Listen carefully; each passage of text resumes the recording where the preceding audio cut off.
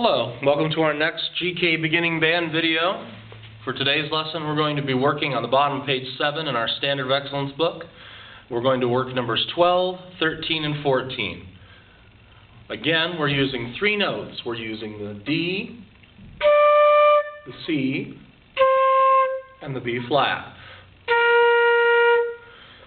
We're going to learn a little more complicated patterns with half notes and half rest, as well as review the whole note and the whole rest. In number 12, Cardiff by the Sea, we're going to start on the B flat and work our way up: B flat, C, D. If you're having trouble with your fingerings, please refer back to page 6 in the book, which will show you the fingerings. And remember where you put your fingers on the flute.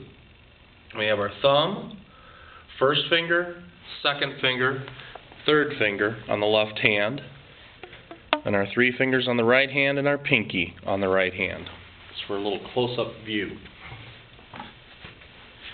We'll try number 12, Cardiff by the Sea. Remember, each half note is worth 2 counts, each half rest is worth 2 counts, and we have a breath mark after measure 4. That means to take a breath. Number 12, Cardiff by the Sea. 1, 2, ready.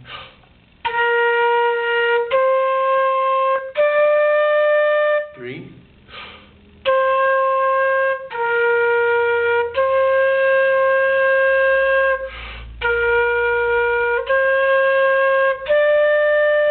Three.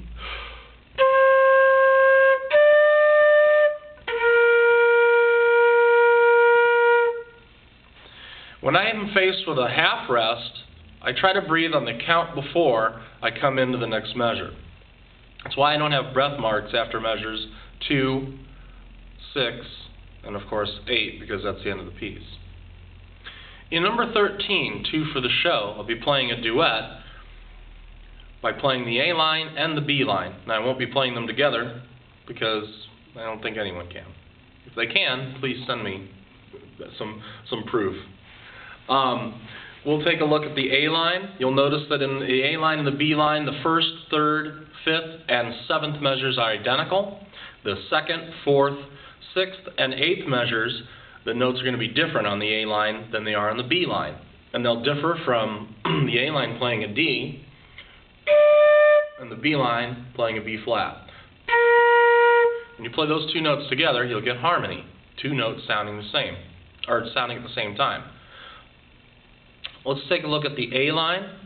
If you want to play a duet with me on the computer, after you've practiced the A line and the B line with me, you can simply play the B line while I play the A line, and vice versa. Line A of number 13, 2 for the show. 1, 2, ready.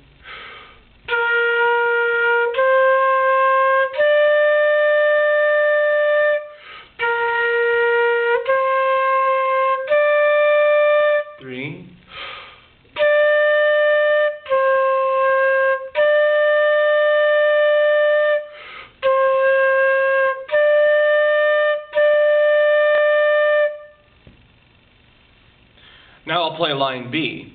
Notice the notes are a little different in the second, fourth, sixth, and eighth measures. Line B, 2 for the show. 1, 2, ready.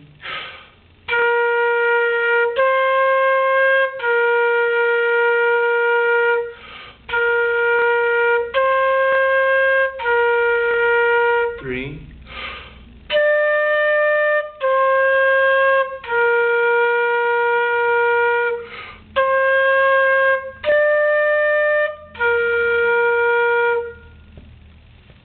Notice I counted through the last 2 counts before the double bar line. Number 14 is Go for Excellence. By now, you should be very familiar on how to put your fingers on the flute, how to hold the flute up. Notice it's not too high and it's not sagging too low. I'm keeping my arm off of anything like a chair. A lot of students will try to play like this because they've got that chair to rest their arm on. Promotes really poor body alignment. And then you'll grow and you'll have trouble adjusting to that chair like I do. You want to keep the arms up. Remember, your fingers are facing away on the right hand and towards you on the left. My flute is slightly down. I had a student who had a teacher who would put a marble in their flute, and if it rolled out, they needed to hold it up straighter. My flute is just probably slightly down. It certainly isn't too far up. Number 14, go for excellence. We'll play, noticing that in measure 4 we have a half rest on counts 1 and 2. Now normally we've been facing the half rest on counts 3 and 4, so that may come as a little bit of a surprise. Number 14, go for excellence. Make sure you get a nice big breath of air to start. 1, 2, 3.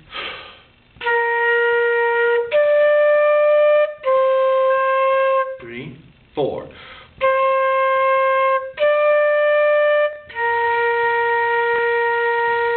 One, 2.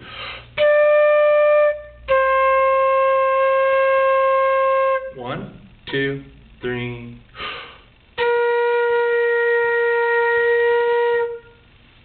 That is the bottom of page 7, numbers 12, 13, and 14. Remember, if you're having problems playing and getting a good sound on the flute, to take a step back, take the head joint out, and just work on blowing with the head joint. And then remember, when you put the flute up to your mouth, that you have the armature plate in the same position as you did when you were playing with just the head joint. Maybe taking a step back will help in the sound production, and keep practicing getting the fingers where they need to be and keeping them kind of poised above the keys. When you have the fingers like this, you have to find the key and then press it. If you have the fingers above the keys, it's much easier to just bring the finger down. Have fun practicing this week.